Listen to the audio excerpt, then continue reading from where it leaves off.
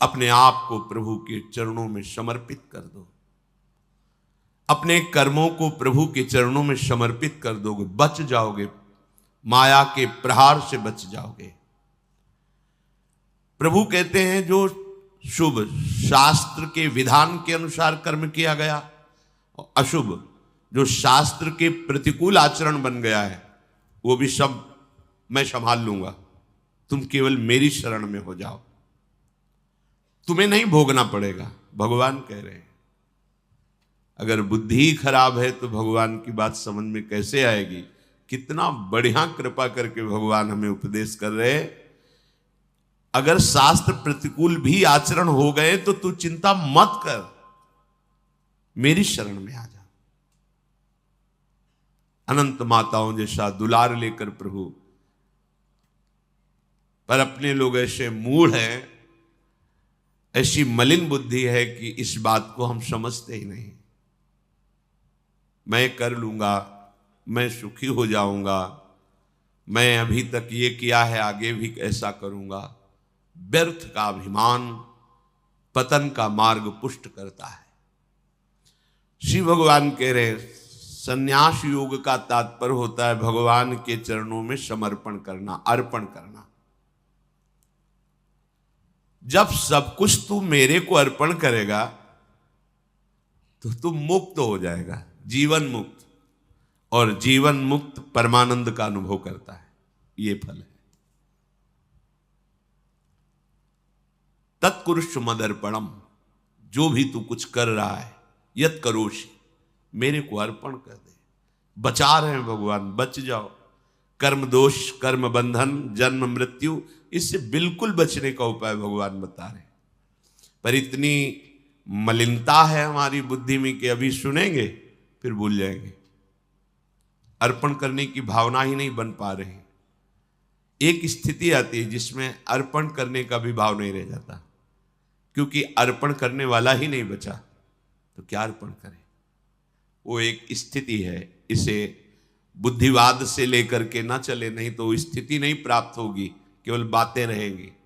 हमारी स्थिति है शरीर में, शरीर संबंधियों में, भोगों में। देख लो तो आपको अभी ये अनुभव करना चाहिए कि अभी अहंकार है, देहाभिमान है, कर्तृत्व भोक्तृत्व भाव है, तो समर्पण वृत्ति में आओ। हर कर्म प्रभु को समर्पण करो, हर क्षण प्रभु को समर्पण करो, प्रभु के आश्रित हो जाओ। श्री भगवान कह रहे हैं हमारा सबके प्रति समभाव है। समोहम सर्वभूतेषु न मे द्वेष्योस्ति न प्रियः ये भजन्तु माम भक्त्या मयि ते तेषु चाप्यहम्। बहुत अमृतमयी बात श्री भगवान कह रहे हैं।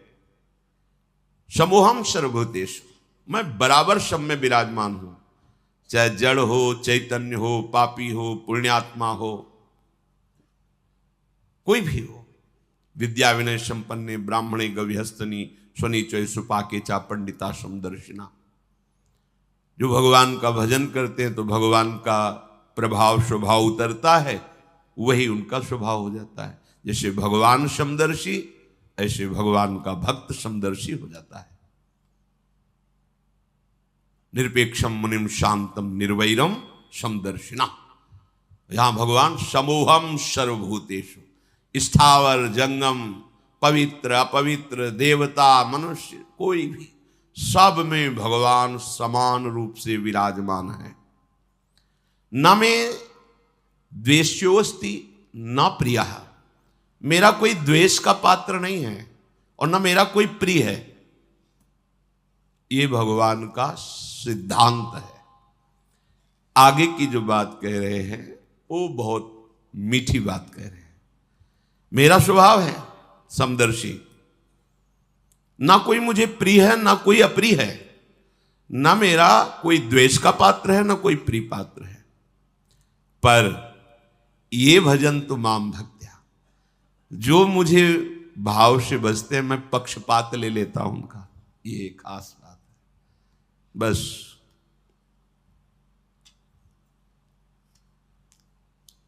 इसी बात से हम जीत गए।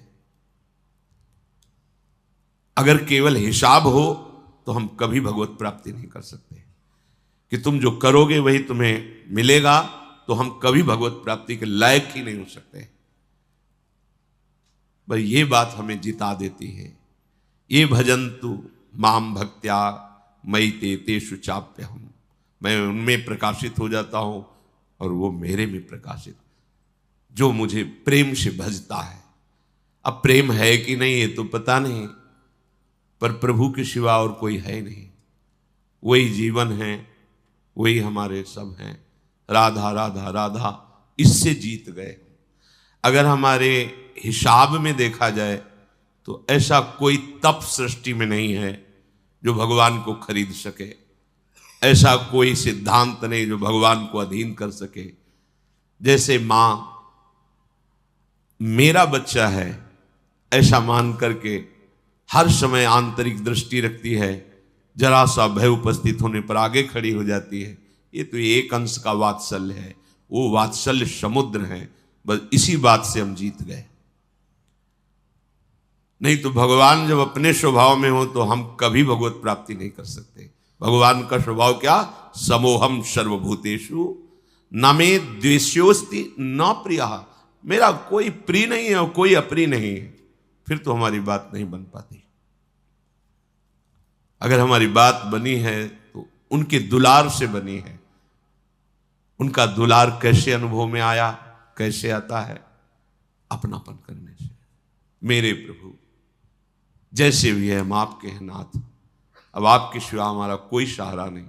और ये बात जब वाणी से हृदय में उतर जाती है तो फिर जो चमत्कार जीवन में होता है वो किसी और साधन से नहीं होता है। मृत्यु से बचने के लिए बड़े बड़े उपाय किए जाते हैं।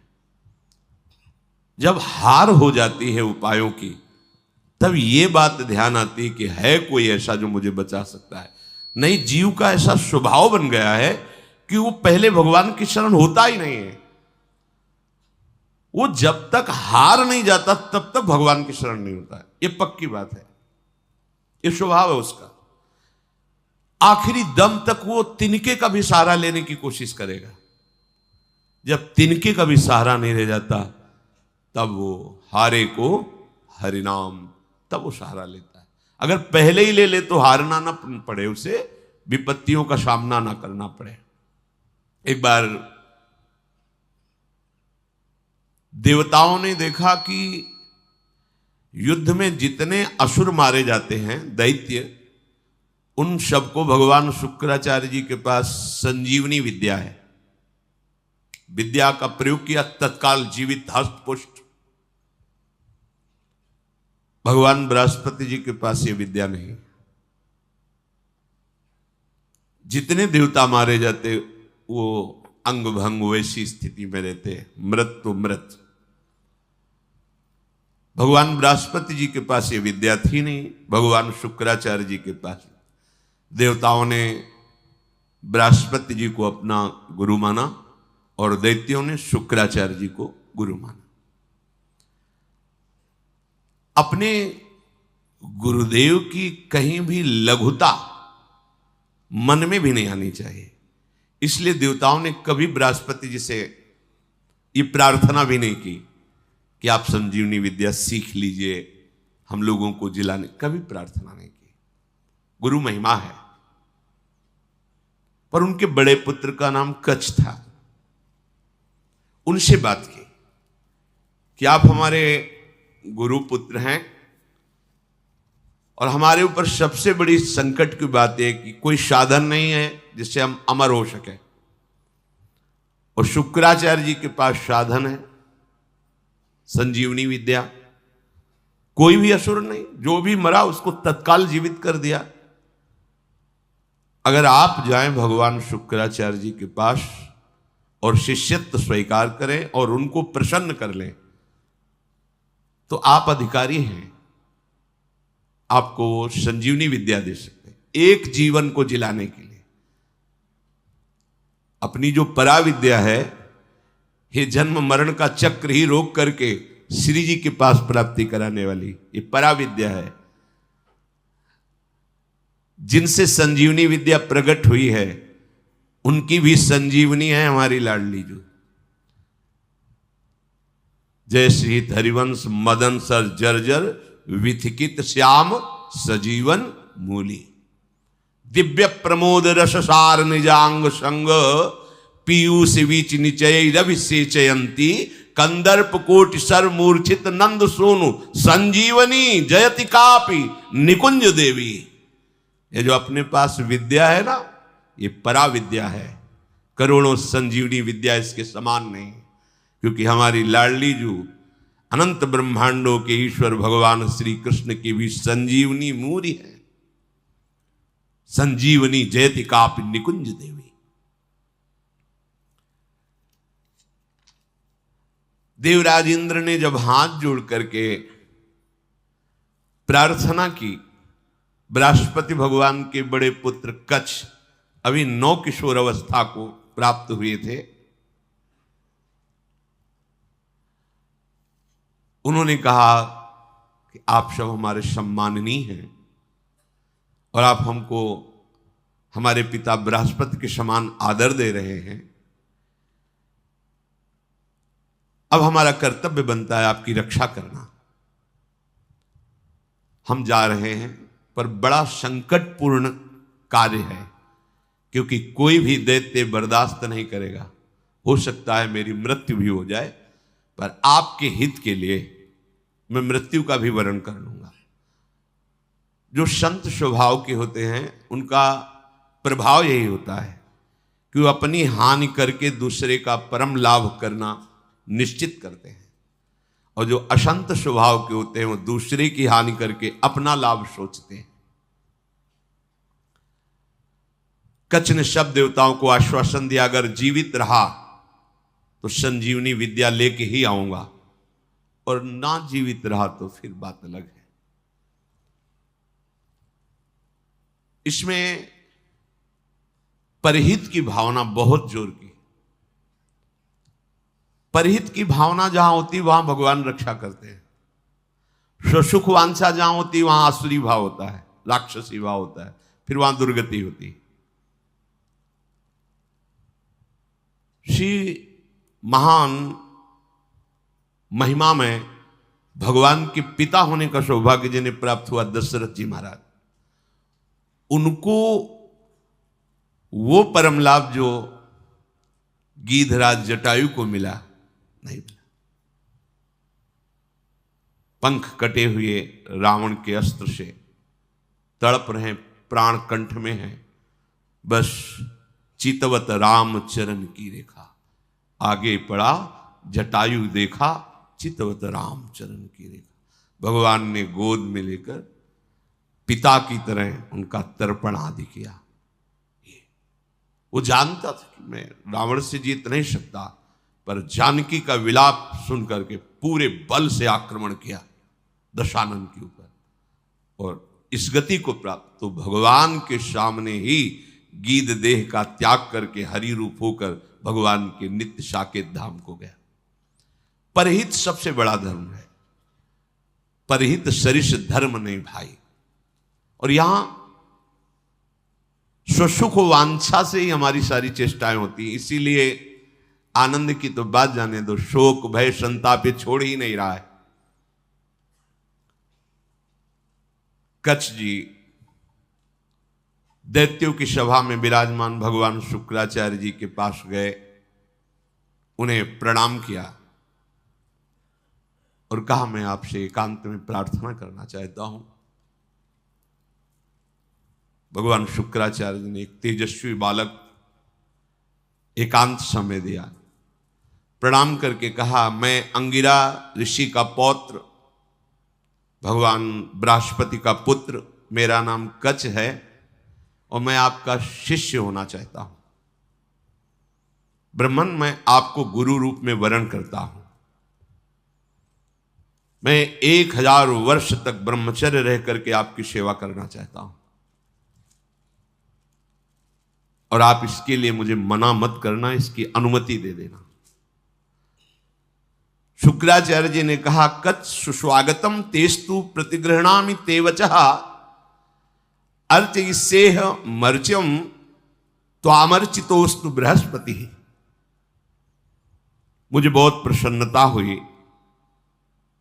कच्छ, तुम्हारे संकल्प का हम स्वागत करते हैं। शिष्य कौन है, किनका है, किस पक्ष का, ये नहीं देखा जाता।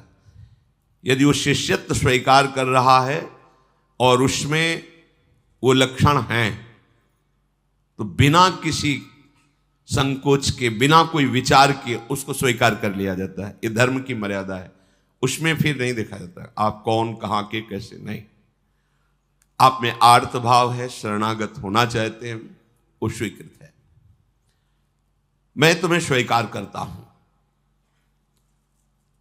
तुम्हारा ये जो संकल्प है आदर का पात्र है। तुम्हारा सम्मान करना भगवान बृहस्पति का सम्मान करना है। तब कच्छ ने कहा कि आपने बड़ी हम पर कृपा कर दी। महाकांतिमान कच्छ बड़े ही सुंदर थे। उनके सामने जल लेकर संकल्प किया, 1000 वर्ष तक मैं अखंड ब्रह्मचर्य रहूंगा। शुक्राचार्य जी ने कहा मेरे ही भवन में तुम्हें अब रहना होगा और तुम प्रकाशित मत होइए कि मैं बृहस्पति पुत्र हूं, क्योंकि दैत्यों में